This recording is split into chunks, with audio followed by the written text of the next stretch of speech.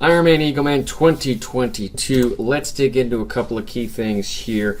I'm going to run through the first couple of slides a little bit faster than usual. These are pretty much the same, so we're just going to go over them very, very quickly. If you want to pause the video and read some of the slides in more addition, you can. If you want to speak with me on that a little bit more, we can also do that. A couple things to note before we dig in. I am not a nutritionist.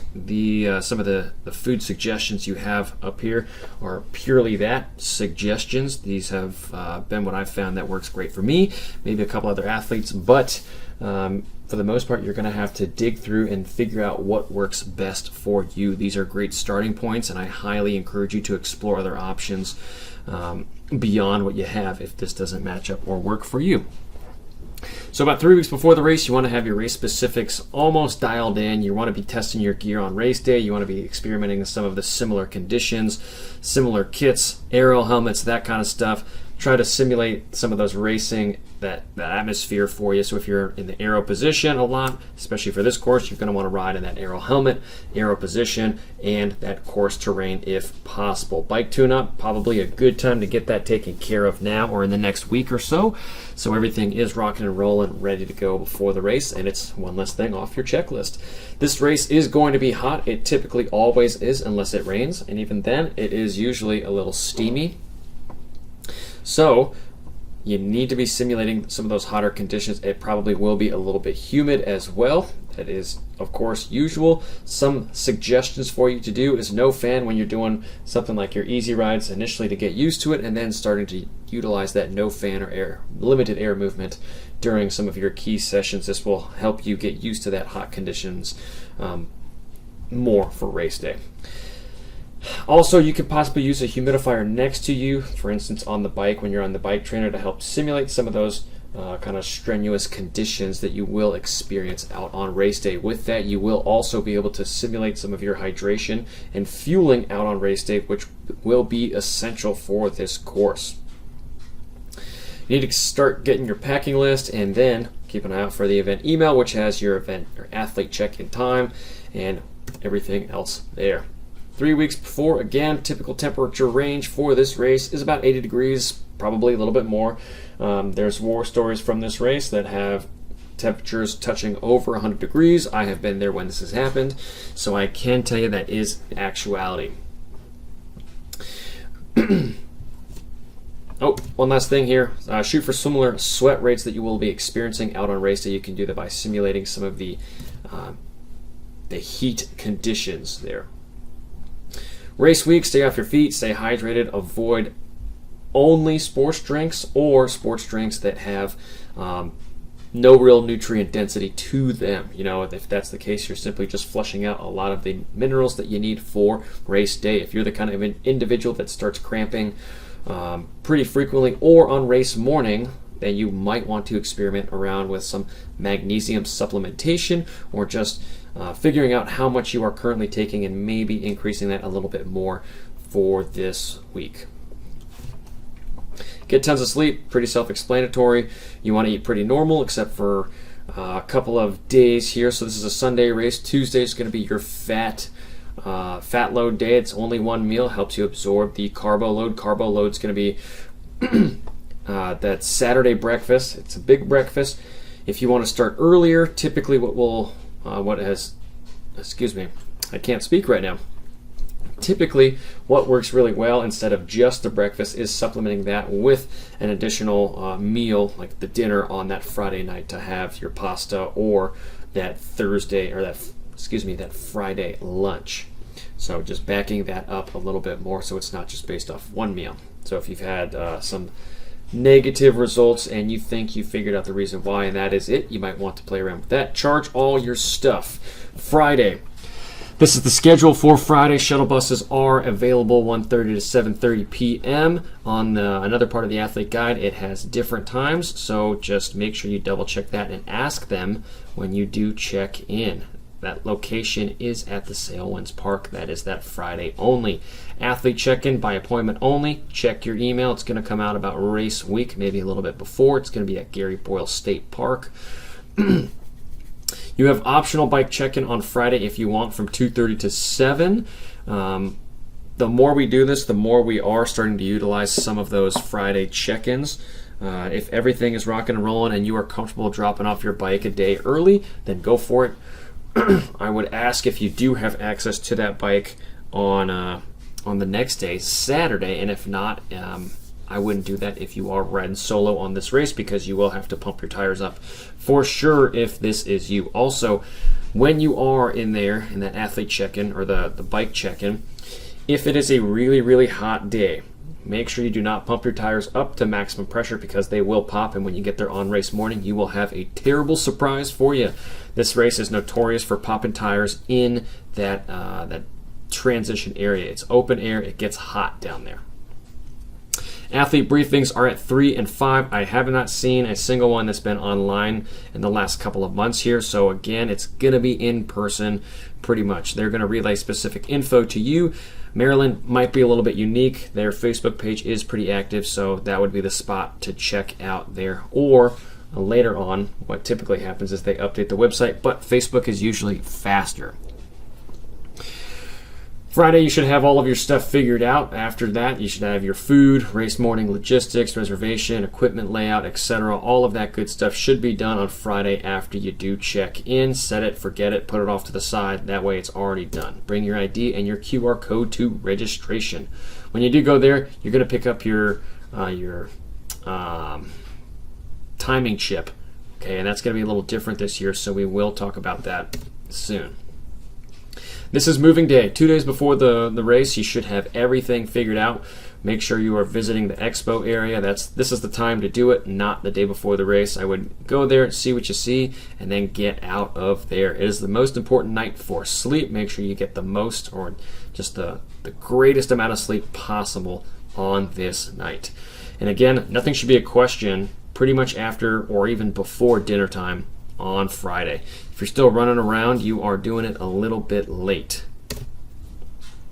Saturday, this is something new this year. Wear your timing chip for bike check-in. Put it on your left ankle, and when you do check your bike in, you do have to wear that timing chip there. If you do not have the timing chip, they will not let you check in. So keep that in mind and also plan for that. What I would do is just put that chip on your left ankle and just wear it from where your house is or where you're staying. Go to transition, come back, and only take it off at your house. Okay, that way it's only the places to lose it are a lot less. Athlete check-in is going to be by appointment only. Again, and the mandatory bike check-in, this is first come, first serve, depending on when you do check in on for your athlete check-in. They will give you a color-coded card, and that you will use that card, and you will bring that along with your timing chip to drop off your bike for bike check-in. Again, race briefing is at 2 p.m. for any last-minute changes. If everything is pretty standard, I don't think they would change a whole lot aside from the swim course, but that would be communicated to you ad nauseum by that point. Day before, big breakfast. One of the best days of the year. You're going to arrive at breakfast and leave stuffed. Not overly stuffed. This isn't a full iron distance race, but nonetheless, you are going to be a little stuffed. Not uncomfortable, but full for sure. You're going to have things like pancakes, eggs, hash browns, and limit the vegetables and the high-fat content foods and caffeine if possible. You're going to want to taper your food throughout the day, and you should really be snacking, on like pretzels, things like that throughout the day. Fat-free Fig Newtons are a popular one. Hydrate throughout the day. Don't forget that. Don't overdo it, but you do need to be mindful of that. Make sure you are alternating between a sports drink and water if possible. That's what you get the best results from. Again, race gear should be set out already because it is the day before the race. Talked about a lot of this stuff already, so we're going to skip ahead. This is race day. Shuttle buses do exist. They start at 4:30 and end at 6 in the evening. This is from the middle school. Highly encourage you to utilize that shuttle service both before and after the race. It's very efficient. There's a lot of them. You will not miss the transition, I promise you, if you do arrive at a reasonable time. Because this is a kind of a unique T1, you will have a lot of room to spread out once you do get all of your stuff set up. So you can leave, you can find a little quiet part of the park and just kind of hang out a little bit. I like to get here a little bit earlier. You will have access to the water for that swim warm-up, but you will have to get out of the water before you start your swim. You can't just cut the line and go over. Otherwise, you will get an automatic DQ because you did not cross the initial timing mat to start the race. Transition closes, at about 6:15. Okay? Make sure you have that in the back of your head because that is important. That is important. So pretty much this is a lot of the stuff that we talked about. The swim area is typically filled with jellyfish at this point of the year, especially the swim warm-up area. That is a jellyfish just kind of net over there because it's a kind of a U-shaped alcove in there, so the jellyfish just get caught in there no matter what the currents are doing over there. Again, you must cross the timing, or you must get out of the water before 6:30 before you start, so you can cross that initial timing mat to start your official time if you do elect to do a swim warm-up. When you're out here, watch out for some of the locals. There has been reports of close calls just because bikers are hogging the road. Well, if you are hogging the road out here, remember you are a guest out here. It is not your road out here. Shuttles, this is just what we talked about before. Friday shuttle, Saturday and Sunday. That middle school is going to be the spot for your shuttle stay. Highly recommend it. Race morning, breakfast. This is an example again. This is a 165-pound male, 3 to 3.5 cups of applesauce. Great way to start your breakfast, and then from there it's kind of up to you. We do have some suggestions, and again, you don't have to have the full you don't have to have the full 3 cups of applesauce about 3 hours before your race. Again, scale that down or up to you. This is where you're going to be practicing trial and error before your key workouts, typically on your weekend longer breaks. You need to figure out your transportation to the race venue. How are you going to get there how are you going to get to T1 on race morning? Utilize that shuttle, and if you are someone local, make sure you just get dropped off and you've already organized that, and make sure you've allotted extra time to travel on that shuttle.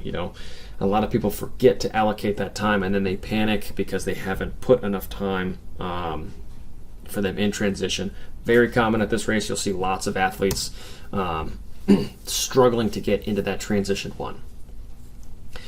Opens at 4:30, closes at 6:15. No body marking. Shuttles take you from the school to T1. 4:30 a.m. start time for those shuttles. Okay. Aid stations every 15 miles on the bike, every 1 mile on the run. Utilize those aid stations for this race. This is typically one of the hot ones, and it typically catches almost everyone off guard. And it's a walking death march by the end of the run. If you are utilizing those Morton gels, just be mindful that the sodium content in those Morton gels are not always sufficient for your needs. So make sure, again, you are watching what you're intaking during your training, and you are monitoring some of the benefits and cons, or just the successes and failures out on race day. Or training sessions. Typical swim temperature 76 to 84. Wetsuit might be optional here. Timing chip worn at the left ankle. On this race, qualifying for Worlds, you must be there to claim your slot in person. This typically happens right after the awards ceremony. There's going to be 75 slots out on race day. For that Ironman 70.3 Worlds, there's also 25 additional slots for Women for Tri at this race. They will not wait for you at the slot allocation, so be there on time or else. The swim, let's get down to it. The swim is a one-loop course here. It is a counterclockwise loop. You're going to have the most the places where you're going to fight the most current or have the most help is going to be on the last section of this course. That's where you are out into more open water. At the very start, it's going to be a very shallow entry, and it's going to last for a lot longer than you want it to. We're talking really shallow here, and it's kind of in between you dolphin diving and swimming, so it's a little bit awkward. You will find athletes running or just hop running through the water for a large portion of this race. If it gets past your knee and your thigh, I always encourage you to start swimming a little bit more, because that's going to help you just jump into it a little bit easier once the water does get deeper. And typically this red buoy right here is where the current is the worst, there and here. So this whole stretch you'll be fighting, or it's going to be helping. Because the water is so shallow on that race entry, it's going to be very crowded on the way out. They're going to be releasing people their typical way of every couple of seconds, and you're going to be lining up in your corral, and they'll just slowly allow you to get back or to get into the water. And with that, there will create a natural backlog just because people can't go anywhere for a little bit. So just expect that. Wetsuits may not be legal here if that's the case. It is what it is. I really wouldn't stress about it too much. You've done all your swimming in a pool up until this point, or some open water, hopefully. So really, I wouldn't stress about it a whole lot if you are any confident at all in the water. Jellyfish right here, yes, there will be some. For sure, there always is. Just depends on how much. If there is a lot, you might want to experience with some things like baby oil, that kind of stuff. If you do that, just be mindful of the rest of the day. If you do baby oil, again, that will stay on your skin and you will get sunburned big time. Big time. I was always a big fan of the Vaseline, just rubbing that on. Make sure you put your goggles on before you do a rub down there of your open areas. If it is wetsuit legal, like your feet and your face and your neck and your hands. But if you put it on your face first and then you try to put your goggles on, you will have created a big problem, and water will be getting in your goggles for the rest of the race. Turn at the finish is typically this last section. Again, one of the very hard points of the swim, and if you do come out flying, that you're going to pay for it, and it's going to be really hard for you typically right through there. There is an uphill ramp exit. Don't exit really fast, and don't really push it to the transition area. You should just be getting your land legs and just getting through the transition area as opposed to smoking through that T1. The bike is if we go to the next slide over here, you can see this blue line is the total elevation here, so very, very flat. Don't worry, we will go back there. 330 feet of climbing. Very easy to overdo the first 5 to 10 miles. It does suck you in, so do the other competitors.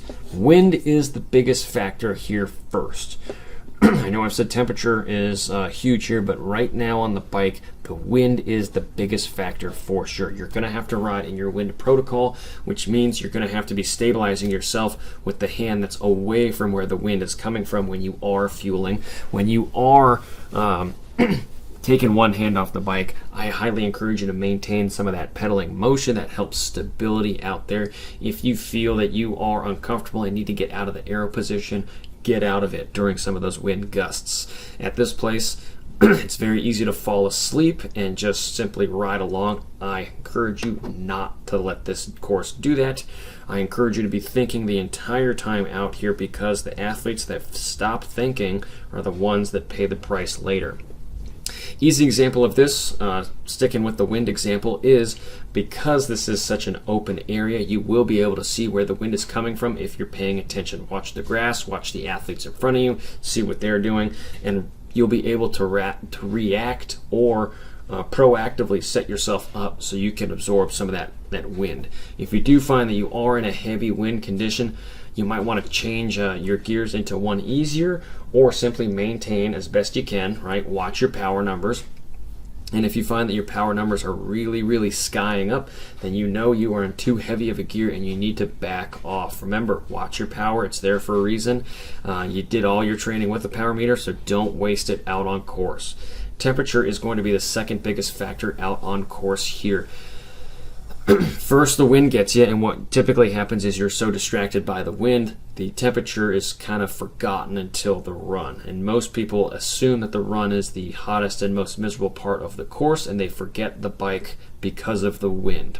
So make sure you are using this point to monitor your nutrition, your hydration.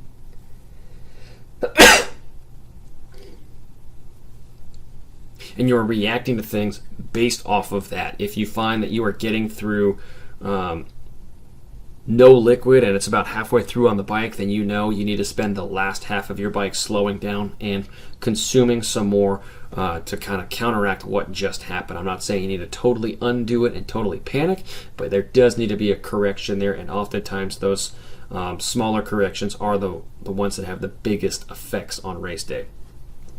Something to note here is the course variance. Since it is so flat, let's go to the next slide, that blue line here. Since it is so flat, you're going to have to create some of that variance yourself. You're going to have to do this by things like mini surges, and again, I mean mini, standing up on the pedals, just changing the way that you're putting the power out on the bike. So I like to do this about every 8 to 10 minutes out on a course like this, just because I know that it is so bad. If you have a monster tailwind on one of these sections and a monster headwind, the headwind is likely going to create a variance for you, so you won't really have to worry about it. But I would go into this course doing what we don't normally do on courses and standing up every 8 to 10 minutes. I really would, and do that for about 5 seconds and just kind of change things up, get out of that arrow position, believe it or not. Don't get locked into it. And after 15, 20 seconds, get right back in, get back into work again. Keep the tension on the chain pretty much always. Wind conditions here are going to be swirling. They will be coming from a certain direction, but what typical is you will have a headwind or at least a head crosswind for much of the day. You can see here that this is a giant circle out here, but in this circle, you're going pretty much every direction imaginable through here, so you are going to have lots of opportunities to have a headwind or a cross headwind. First 5 to 10 miles, again, that is typically to where my cursor is right here. That is the point where people realize they've overdone it. So this back section right through here, especially by the golf course, you don't want to do that. Do not get sucked in. A big way of thinking about this is typically what you will see on a best bike split power plan for Ironman Eagleman. The solid dark blue, that is the elevation. The orange is your speed, and the light blue gray, that is your power. You can see here it's pretty steady aside from a couple of different areas, right? And what typically happens is this green section is where your power should be the most consistently highest out on course, and you can see that comes from mile 30 to mile 48, probably because there is a headwind there. But what typically happens is people reverse this and they just suffer all the way in and they just get to T1. The most successful athlete will start out a little bit hot, right?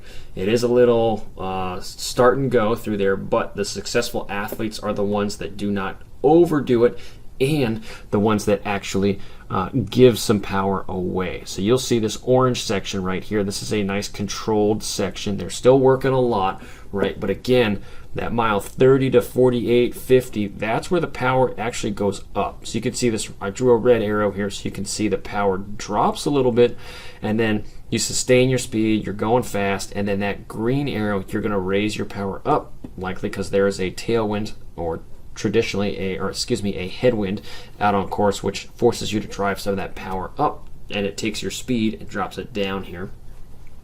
But that is the successful athlete. If these two sections are reversed, right, and you have party time for the first 35 miles, this speed right through here is going to drop more and more and more and more. So instead of, in this case, about 17 miles an hour, that's going to turn into about 14 or 15 really fast if you've overdone it for those first 30 miles. Watch your power, know your plan, look it up on Training Peaks, it's there. This is the best bike split for this course. You can see it's very compact here. There's not a lot of variance, so again, you're going to have to create it yourself. Bike penalties, if you don't know what they are, make sure you're reading up on it. Most common ones are drafting and not exiting the draft zone once passed. You do have 25 seconds to complete the pass as well, super common. On this course, there will be packs. People will be getting a blocking penalty as well. If you do get one of these things, make sure you stop at the next penalty tent out on course, which they conveniently have not labeled for their marks. So if that's the case, then it is in transition 2. A couple of markers out here. This is the run. This is a 2-loop run course. The bike was a 1. This is 130 feet of gain. There's little shade here. It's going to be hot for sure. There is I put a little heart sticker right through here because this area is notoriously hot. Very, very hot.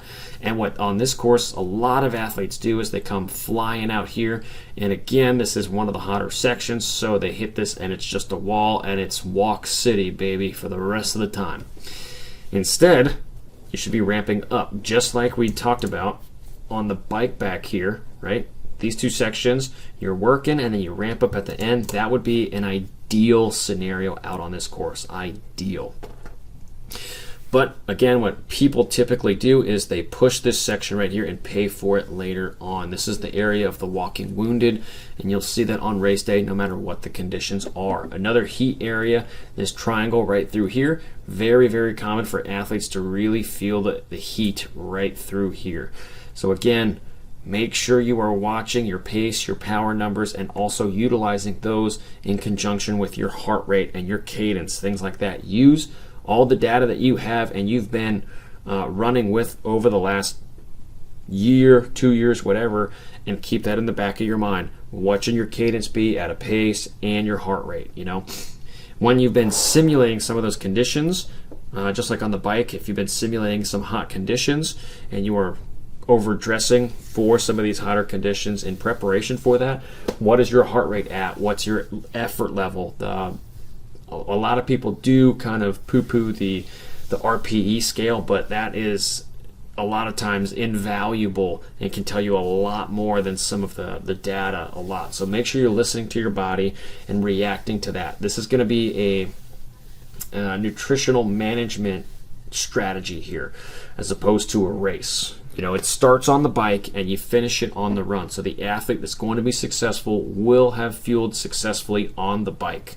For sure. If you have not, the run becomes more of a just kind of management run. But if you have fueled successfully on the bike, then you can start to push the pace a little bit on the second loop. I would sit back on the first one and push the pace on the second one if you're feeling good. If not, you can always hold the pace or transition to a walk run through those aid stations. Speaking of aid stations, use them here.